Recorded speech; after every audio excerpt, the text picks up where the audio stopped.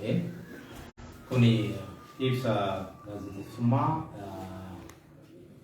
abbootii akkasumas kitaabota qulqulluudhaas caqafamanii jiru. Egaa Beeksisaan kan immoo seera mana kiristaanaa jedhamee tokko kan ibsan kan qulqulluu Sinodoosiidhaan mirkanaa'ees ta'ee jira. Akkuma waliigalaatti seerota kana yoo caqasan yaadni muummeedhaan ka'e maalidha? Phaaphaasonni sadan episkooposota muudaman 26 kan muuduudhaaf aangoo hin qabanii seerri nayyamuu fi sirna mana kiristaanaa namoota mana kiristaanaa kan cabsedha kan jedhudha kan ka'e.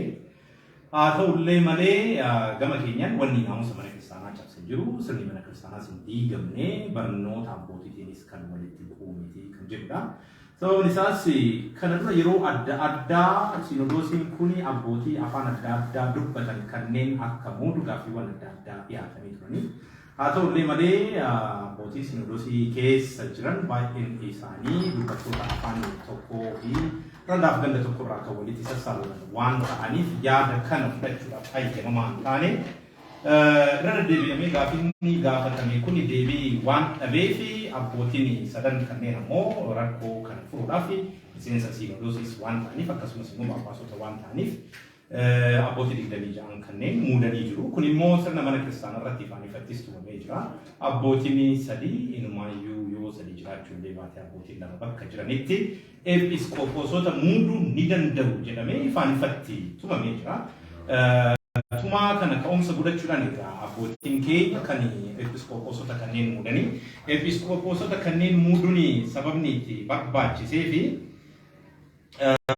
hanqina gama tajaajila mana kiristaanaatiif jirudha. Mana kiristaanaa Ortodoksii Tawaahidoo keessatti Sinodoosii keessatti keessattuu warri jiran warra afaan tokkicha dubbatan yookaan muraasa dubbatanii fi ganda muraasarraa warra walitti sassaabaman waan ta'aniif rakkoo kana furuudhaaf abbootii sabaaf sablammii hundarraa walitti dhufanii biyyattii hundarraa walitti dhufan muuduun barbaachisaa ta'ee waan argameef abbootiin kanneen kan muudamanii. Kanaafuu abbootiin sadanii muudama kana raawwatanii Sinodoosiidhaan yommuu muudamanitti ergama duukaa bu'ummaa akka galmaan ga'an hoolota Waaqayyoo akka eegan erga ta'ee ergama duukaa bu'ummaa galmaan ga'uudhaaf hoolota Waaqayyoo eeguudhaaf ammoo episkooposota muuduun abbootii akkanaa muudanii immoo akka isaanii tajaajilatti bobba'an gochuun waanuma Waaqayyoonis Gooftaan Yesuus Kiristoos jechuudha imaanaa laateedha. Manni kiristaanaas akka mana kiristaanaatti raawwachaa kan turtedha. Akka muuxannoottis kana dura Phaaphaasota akkaataa kanaan muuduun ni jira. Phaaphaasota qofa miti Paatriyaarkiiyyuu mana kiristaanaa Ortodoksii Tawaahidootiin muudamee jira. Phaaphaasiin dura gara biyya Misraa deemanii muudamanillee Paatriyaarkiin duraa jechuu kooti. Paatriyaarkiin lammataa garuu kan muudamanii erga inni duraa du'anii booda jechuudha. Phaaphaasotuma as jiranii kan muudaman. Kanaafuu Phaaphaasonni episkooposii fi Paatriyaarkiiyyuu muuduu ni danda'u jechuudha. Kuni kan agarsiisu jechuudha. Kanaaf gama kanaan dogoggorri raawwatameera kan jedhame dhugumatti mana kiristaanaatiif quuqamuudhaaf otoo hin ta'in mana kiristaanaa afaan muraasa irratti daangessuudhaan aadaa muraasa irratti bakka muraasatti daangessuudhaan mana kiristaanaa diiguudhaaf yoo ta'e nala kan biraa faayidaa uumaatiyyuu kan hin qabnedha. Kanaaf murtiin laatame seera qabeessa miti. Wanni immoo seera mana kiristaanaatiin walitti bu'u Phaaphaasotaan yoo murtaa'e murtiin sun akka hin jirretti lakkaa'amaa jedha agarsiisii fakkatti jechuudha. Kanaaf void ab initio kan jedhamu wayii ni jira seera keessatti jechuudha. Void ab initio jechuun void from the very inception jechuudha. Jalqabumarraayyuu ka'eetu hin jiru. Murtiin sirrii hin taane taanaan jalqabumarraayyuu hin jiru jechuudha. Yaada dubbatan malee dubbiinis dubbiinuma qofa ta'a jechuudha. Abaarsis haasa'uma qofa ta'a jechuudha. Wanni namarratti raawwatamu jiru maaliif dhugaan dabeen jiru haqni dabeen jiru. Wanna ta'uu qabutu ta'ee wanna sirriitu raawwatame jechuudha. Egaa murtiiwwan murtaa'an takka takkaan gaafa laallu gara isaatti otoo hin dhufin dura akkaataa murtiin murtaa'e gaafa ilaallu baay'uma kan nama amansiisu miti. Tokkoffaa Paatriyaarkii miti kan murticha dubbise agartaniitu taanaan ayyaanota adda addaa irratti qulqulluun Paatriyaarkiin ifii isaaniitiif murticha dubbisu.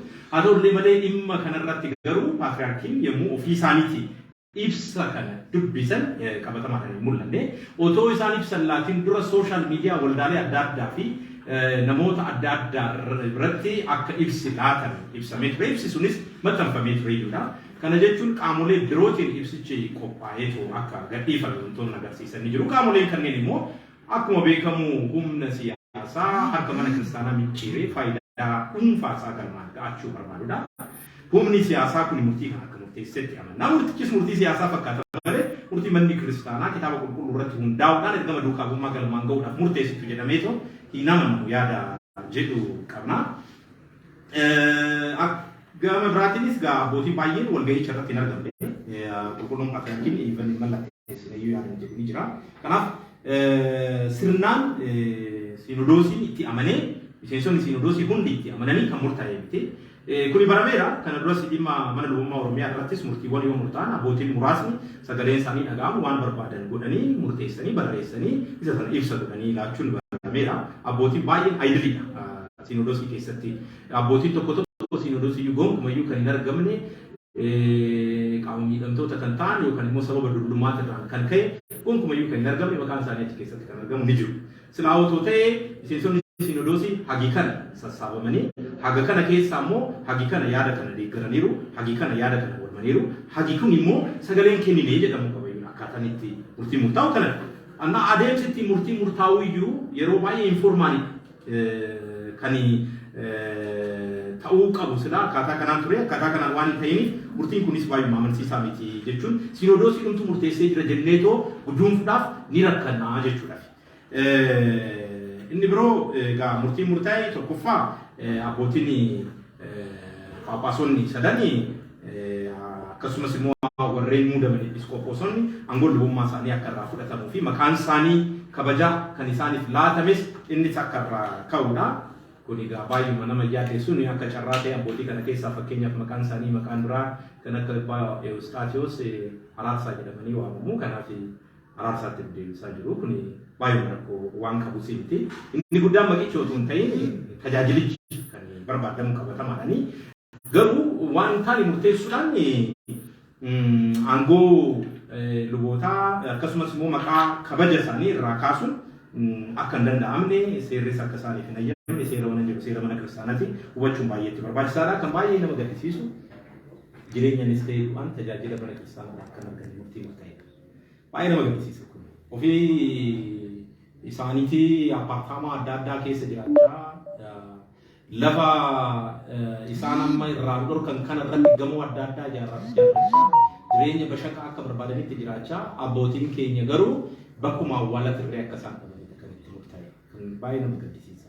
Sabni Oromoo lafa isaa tajaajilaaf kennee qe'ee isaa tajaajilaaf kennee riisoorsii isaa tajaajilaaf kennee waa hunda isaa dabarsee tajaajilaaf kennee har'a awwaalumaaf irree Phaaphaasiin Oromoo fi sabaaf sablammii biroo keessaa ba'e iddoon argatu jechuun kan baay'ee nama gaddisiisudha. Kana hundi keenya iyyuu hubannee qe'ee keenya kabachiisuudhaaf hojjechuu akka qabnu asumaan imaana guddaan isiniif dabarsuu barbaada.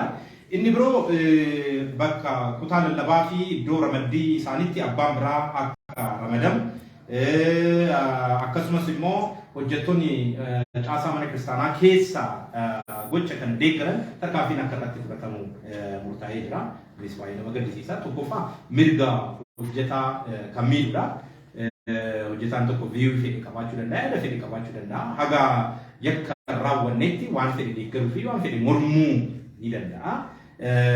Ga'umsa erga qabaatee amantii koo jijjiirra hin jenne abbootii kana deeggaruun baay'ee amantii ofii jijjiiruu miti. Maaliif gaafichi gaafii doktiriinii miti, gaafii bu'uura amantaa miti. Gaafichi gaafii sirnaati. Akkam yoo waayyeete gaafii doktiriinii yoo ta'in gaafii sirnaati.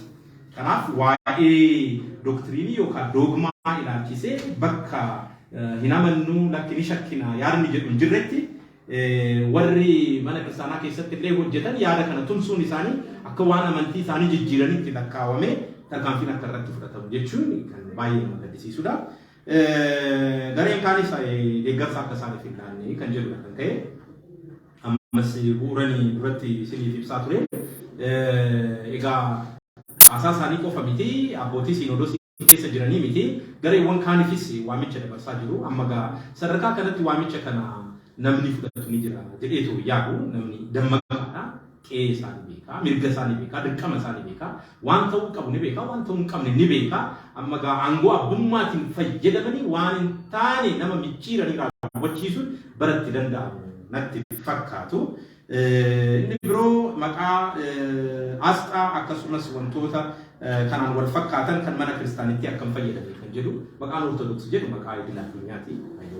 Raashiyaanis hin fayyadamti, Yuukireenis hin fayyadamti, Serbian sini fayyadamti. Orang tak boleh jadi mana sakka semua orang Islam orang Hindi ni fayyadamu. Kenapa? Maka Orthodox jadi bukan fayyadam. Jadi cun bayu. Karena madi sumiti dan maka biasa biti. Asta fayyadamu dan desa saja juga bitana mati kala. Mana Kristianiti di mana Kristian Allah tiburat tu ameni. Astan madaba sa adite akka fayyadam tu cuma mejra. Amma garu abbotin tokko humnu masanitin madaba asta adi sana jijjirani magarisa kirlo dima godani jiru. Karena asta kami falmaa jiru kan jedhu iyyuu mataa isaatiin falmisiisadha. Warri tajaajila sabab sablammiidhaaf laatamu kana barbaanne akkasumas immoo kompoozishiniin Sinodoosii kun sabdaneessummaa hubannoo keessa kan galche akka ta'u warri hin barbaanne asxaa madabni isaa adii ta'e mannaa asxaa madabni isaa magariisa keelloo fi diimaa kana filatu jedhameetu eegama. Kenapa asta isa sirriitti nu deebisanii jiru jechuudha. Asxaa sana ofuma isaaniitiif iyyuu practically waan dhiisaniif nuyi ammas asxaa sana jalaan fayyadamu. Asxaa magariisa keelloo diimaa sana garuu asxaa madaba adii irra jiru sana garuu ni fayyadamna. Hiika qabeessas waan ta'eef jechuudha. Inni biroo kan baay'ee nama ajaa'ibu immoo qorannaan bal'aan gadi fagoon adeemsifamuu qabaa. Yaadni furmaatas qorannaa sanaanii rakkoo amma mul'achaa jiru kanaaf laatamuu qabaa jedhamaa jira. Maali qorannaa bal'aanii erga murtiin murtaa'ee booda maalidha yaadni furmaataa erga murtiin murtaa'ee booda kan jedhudha. Akkuma walii galaatti gaa murtiin amma laatame kuni ittuu kan nu jabeessu. Ittuu nuun keenya keessatti tajaajila kennamu afaan hundaatiin akka laatamu dhugoomsu akka qabu. Araddaa keenyarraa ka'ee manneen kiristaanaa naannoo keenyarra jiran to'achuu akka qabnu kan nutti agarsiisudha. Ittuu kan jabeessudha. Harreen fo'aa kutti jennaan ofittuu gabaabsite jedha Oromoon yommuu mammaaku kun irra caalaa caasaa jirurratti abbummaadhaan keessummaa otoo hin ta'in abbummaadhaan hirmaannee tajaajilicha keenya akka finiinsinu kan taasisudha. Kanaaf sabab sablammiin hundumtuu amanaan hundumtuu amanaa qofa miti amantii kanaan alas warri jiran Oromoonis ta'e sabni biraa yaada kan warri deeggaran nu waliin akka dhaabbattan carraa kanatti fayyadamnee waamicha kan isiniif dabarsinu ta'a. Fuulduratti dabareedhaan wantoota raawwataman kan isinitti aanu ta'a. Egaa yeroo dhiyoo keessatti ramaddiin abbootis raawwatamee jira. Egaa bu'uura ramaddii isaaniitiin abbootiin isaaniitis iddoo ramaddii isaaniitti ni deemu. Tajaajila isaanii ni jalqabu abdii jedhu qabna. Egaa horaa bulaa deebama.